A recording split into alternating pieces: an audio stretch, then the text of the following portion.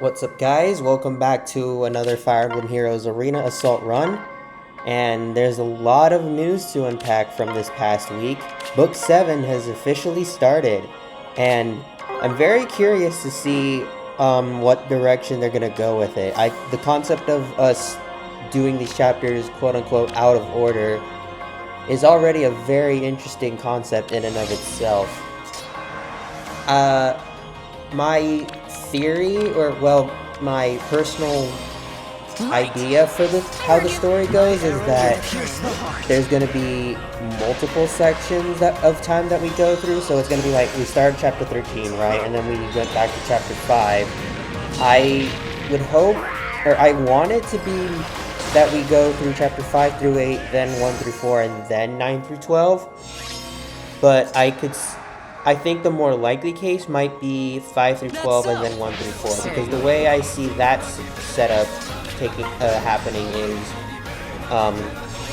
like, we spend 5 through 12 looking for a way to take out or finish Golveg, or defeat Golveg, but something happens like in chapter 12 and then we have to go back to 1 through 4.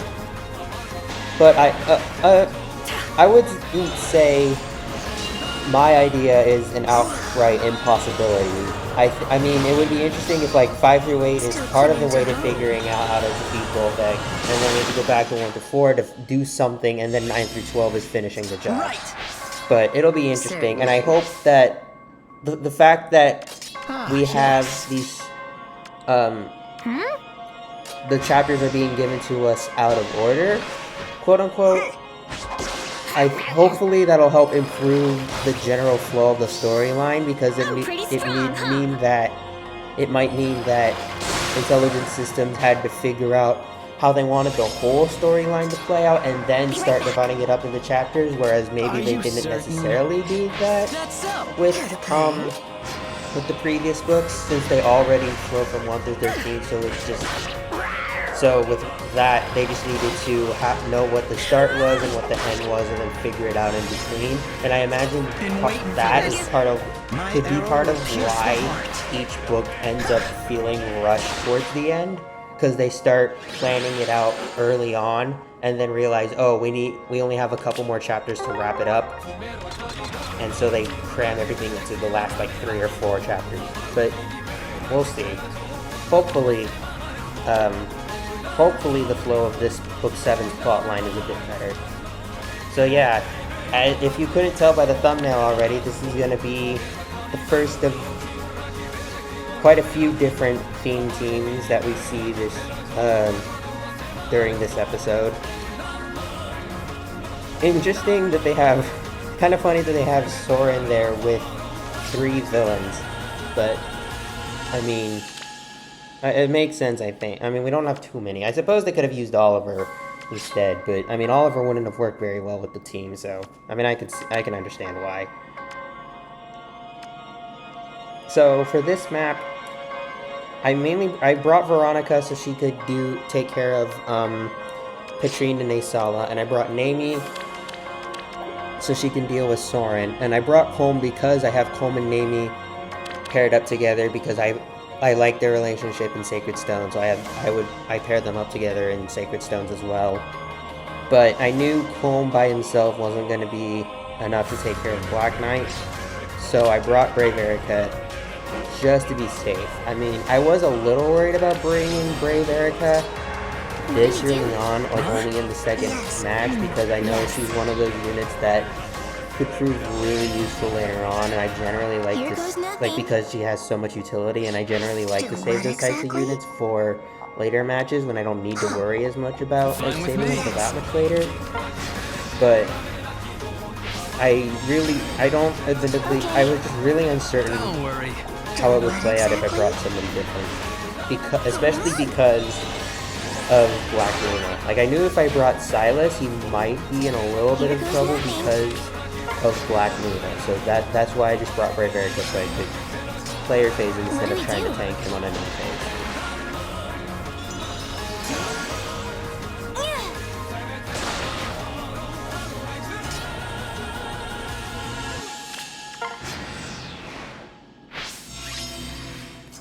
Fine with me. Huh. Here goes nothing. And yeah, Nami's safe here, so I could just use her to take out Soren. Oh yeah, and Book 7 also brought with it the Fates banner. Yes. I'm Don't worry. really happy with the banner, to be honest. I mean, Fates is not my favorite game, but Fine with me. it's been a while since we've gotten a Fates banner. I really don't know why I went for this in hindsight. This was really unnecessary. Will you survive? I could have just waited and used Rearmed instead. Here goes nothing. Rearmed doesn't even get My used orders? here. Do what exactly? This one, I could have definitely done this better without needing to risk home doing that. But whatever. Anyways. Yeah, the Fates banner. It's been a while since we've had one, so I'm glad they've given us another one. And it comes with one of my favorite Fates characters, Kiragi, who's probably he's definitely my favorite Fates Gen 2 character. So I'm really happy. I'm considering making him a merge project, just because of how much I like him. I know he's not like the greatest per se, but I'll probably start merging him up eventually. I think once I start getting some copies. I know it can be a little difficult to get copies of instant demotes like him, but I mean, I'm already at a +6 female Shez despite everybody's issues with pulling her. So if I can do that with Shez, I can certainly do that with Kiragi.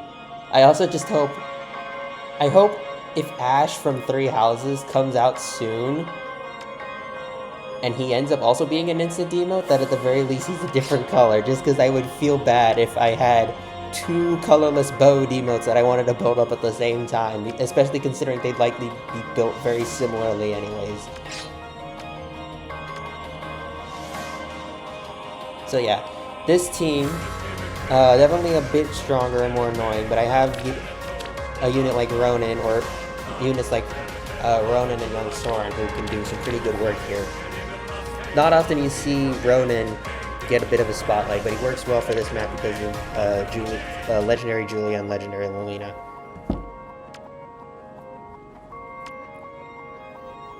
I guess going back to the Three Houses discussion, it is kind of surprising to me that we don't yet have more of the pre-time skip students in the game yet, despite it being over 3 years since Three Houses came out. Like, and a lot of them are like my personal favorites too. Like, we don't have Dorothea, Sylvain, Ash, Ignatz, I stand ready. Raphael. Those are like the main ones I'm still waiting for, and then we still don't have Felix or Leone or Caspar, or normal versions of them anyways. Yeah, I'm just kind of surprised, to be honest. I mean, they had a good amount of Three Houses representation, obviously. Like, I'm not going to say that they didn't do a whole lot of Three Houses representation, but I'm just quite frankly surprised there wasn't a little more, and at least a little more frequently. And I stand ready. quite frankly, I don't know when the next Three Houses banner is even going to be, because they kind of had one relatively recently with, I mean, granted it was a Three Hopes banner specifically, so maybe Three Houses could be treated as a somewhat separate entity and bring in like the 3x skip students, but still. I'm on it. They generally like to space out the game banners at least a little bit, so I don't know how long it's going to be until the next Three Houses banner. I'm curious what they're going to do in terms of putting a rearmed and or ascended hero on the banner. Just because, well, like, I imagine most, at least in terms of ascended, we know from like they're considering doing like their 3 Hopes versions as ascended, and I feel like that it'd be a little awkward to have on a banner with the pre-time skip students. What's next? I mean, that would be awkward with post-time skip anyway, but you get my point. I'm on it. So I don't know what they're gonna do in terms of an ascended unless they do like another Good morning. unless they wait until we get like Don't try to stop an ascended I'm on peony it. or something. I can't or they stand give us by. another character or another OC or exclusive heroes What's specific next? character is how I should say it, that Trust me now. as an Ascended. But I feel like it's a little early for that, right? Like we just got Ascended Heir, and they usually don't give us any other Ascendeds until the next Tempest Trial story. So we'll have to wait and see what happens, I guess.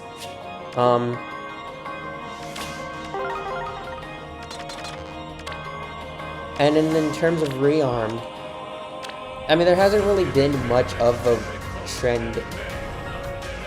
Well, the one trend we know with Rearmed Heroes is that in terms of like lore and story, the access to rearmed weapons is a dark, like a power you probably want to be careful with, like a darker, like more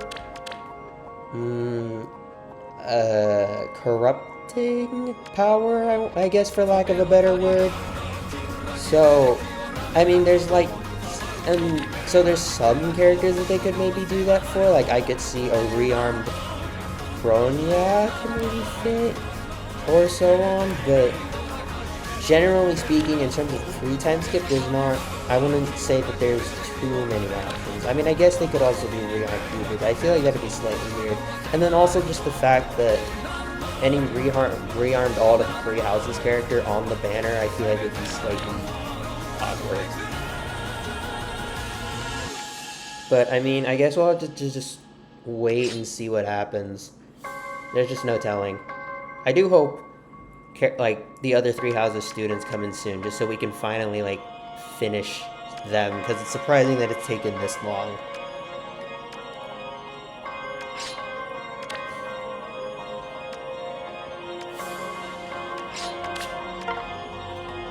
So yeah, this next team, I break out some newer units. Well, I mean, I say some newer units as if I haven't been using them already, but I just mean that like units I haven't really used a lot in Arena Assault before. Beautiful. And particularly, obviously, Ninja Camilla, since she just came out recently. Ninja Camilla, I really didn't realize how strong she was going to be until like you try facing her in the story chapters.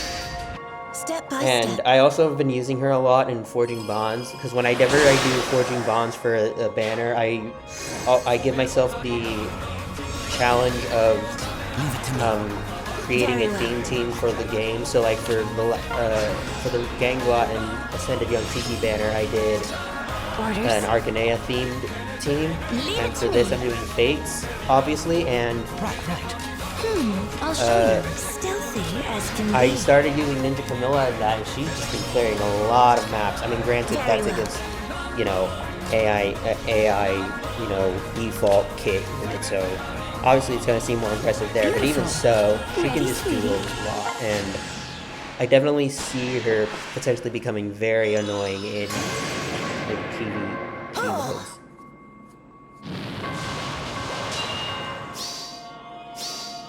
Out of the way.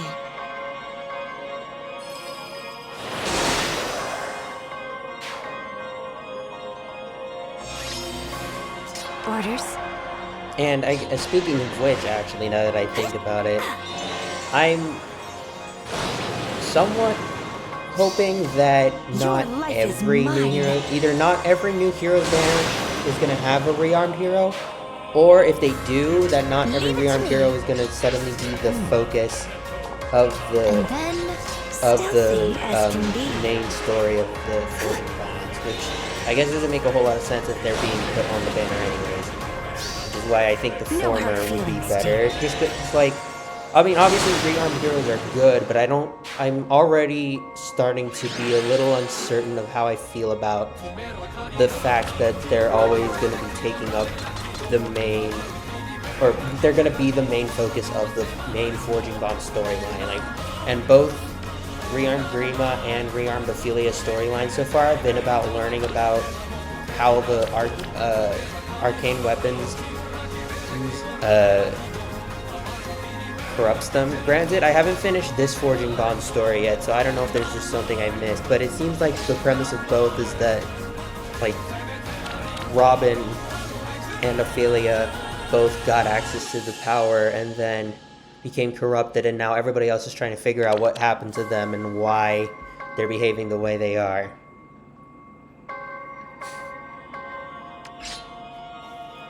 But again, it's very early to say, so we'll just have to wait and see what happens. I'm curious now at what other Rearmed Heroes are gonna get.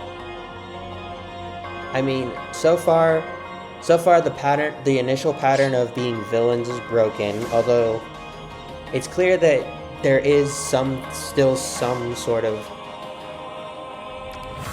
dark power, as I mentioned several times, to this arcane weapons according to the lore, so I wouldn't be surprised if they still mostly end up being villains, or like Ophelia makes sense because her flair for dramatics kind of works for that sense of like, oh, I got a new power. Let's do it. And I got a new power, and now I want to use it. But I wouldn't say that there's like too many characters that, or too many like obvious characters that would fit. Like I don't see there being like a rearmed Lynn, for example, or rearmed Marth, because that doesn't make a whole lot of sense to me. And slightly related to Lynn, I forgot to account for the enemy breaking the wall in that match, so I accidentally left Florina in a spot where Soth could take her out. So that was my bad. But yeah, I imagine I could see like a rearmed Owain because of the same reasons that we have a rearmed Ophelia, like her dramatics and like wanting more power. But I can't imagine.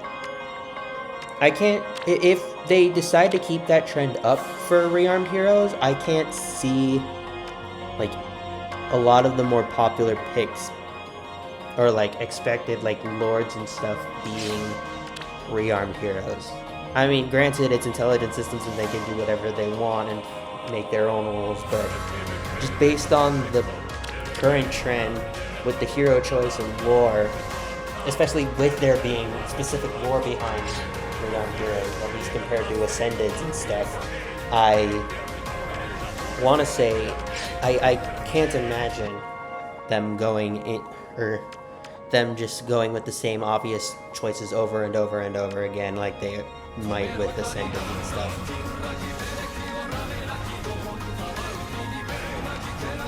But again, we'll see. So this team, or the team I'm using here, consists of a pairing of units that I use a lot in Aether Raids. It's Layla and Winter Altina, or as I like to nickname it, Layla Tina. I know neither of them are particularly like the absolute strongest units, but I like using them with like Peony and Air supporting, because they're great. It's a great setup for me for tanking like a bunch of the like mage heavy setups in AR. Like I can use Layla's Rally and Ruse to support Altina, as well as the other support of like Peony's Dance and stuff like that, and then put Altina in the range of a mage, like I will here, as you say, and then just let her do her thing. For you.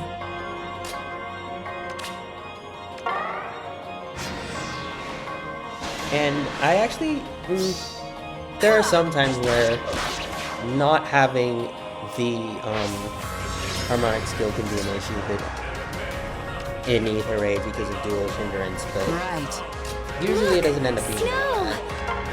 And then Layla is nice for taking off opponents, and then I can swap her in with Altina and move them around as need be. Smart move. Who shall I begin with? Why not? And speaking of which, Altina's getting her refined soon, now that I think about it. I hope she gets something good, because I think it would be nice to not have her feel like such a liability in Aether Raids, aka the mode where she shouldn't be a liability, because that's the mode she was designed to be used for. I don't know what... Well, they can't give her I mean, they could give her some sort of supportive effect, because I know, like, that's what makes, like, generally speaking, mythics who can provide support are the most favored because of how they can support the team, and they don't have to worry about not being able to get the extra stats in combat. But I don't, for Altina, I don't know how they could do that, considering she has a perf weapon that's mainly combat focused, As you say. a perf special that's combat focused, and a perf A skill that's combat focused. So Look, snow. What? I really don't For know you. what they could do, but I guess we'll just have to wait and see. And here, I'm just gonna, and here I made the very silly mistake of using return to heal up Altina, and I honestly thought return was the drawback healing, not the reposition healing, which is why I used it, because I was like, oh, I could draw Altina one space back and still be able to use her to take out Fur, but I forgot it's repositioned instead, so I had to use a pressure charm, which was kind of a waste. It definitely not the way I would have wanted to use it, but at least I don't end up needing to use it anywhere else. So yeah, going back to the Altina Refine thing, hopefully it's just something that can help improve her overall combat potential, because I don't see her getting a supportive Refine. A skills are also generally not used as supportive effects. Like, that's mainly just C skills. So yeah, here we have another theme team, being Sacred Stone, which is my personal favorite Fire Emblem game. So I was a huge fan of seeing this one, and I brought the debuff team just because I felt like they could very easily and consistently take out this team. I was really uncertain what other teammates that would have done well very easily here. I didn't want to like take too long to think.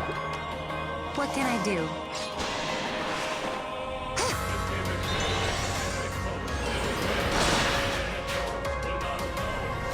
What should I do?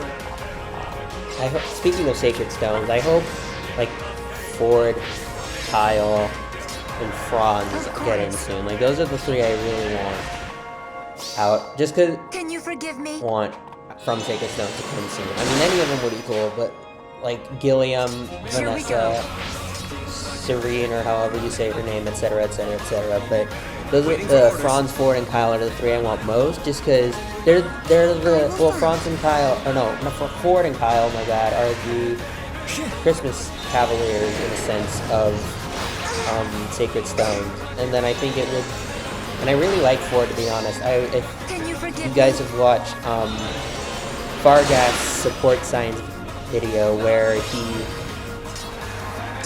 talked about how good of a character Ford is. I grew to really like him after seeing that video, and Here we go. What next? I think having more the Christmas Cavaliers, all the Christmas Cavaliers in eventually would be nice. And then obviously, you know, with Franz being Ford's brother, it would be a little bit of a disservice, I guess, to Here we go. bring Ford and Kyle, but not Franz. I could see them like being on a banner together, and then I want to say I could see an Ascended Tana on the banner. I think, or yeah, she could also be legendary, but I think Ascended fits maybe a little better, or an Ascended Lara Shell, that would be interesting, or Ascended Innis, obviously, or if they're not going to do Tana. I guess they could do an Ascended Myrrh, but I don't see that. I mean, granted, obviously, now that Ascended Young Tiki's a thing, it's not, and Ascended Celica was a thing before that, it's not like legendary characters who already got legendaries can't become Ascended, but I just kind of hope they don't go down that route too often. And yeah, here we are with the last theme team, sort of the week, with Leon, Valbar, and Kamui, and then a random Arden. I couldn't think of if Arden was trying to represent somebody here, or if he was just here for the store. Probably the latter, but it would have been funny if he somehow managed to represent somebody else on Celica's route. I just can't think of who he would represent, because I don't think, like, the other characters I think are more known for other things. It's like, Very well. I don't see ever, like, Atlas or Jesse ever being like armor knights, unless they. Well, I mean, I'll admit though, I haven't. Let's go say hello. I haven't actually played Echoes myself, and my memory of it, like seeing it, I watched Phoenix Master 1's playthrough of it, but my memory of that is not great either. So As you direct. I don't.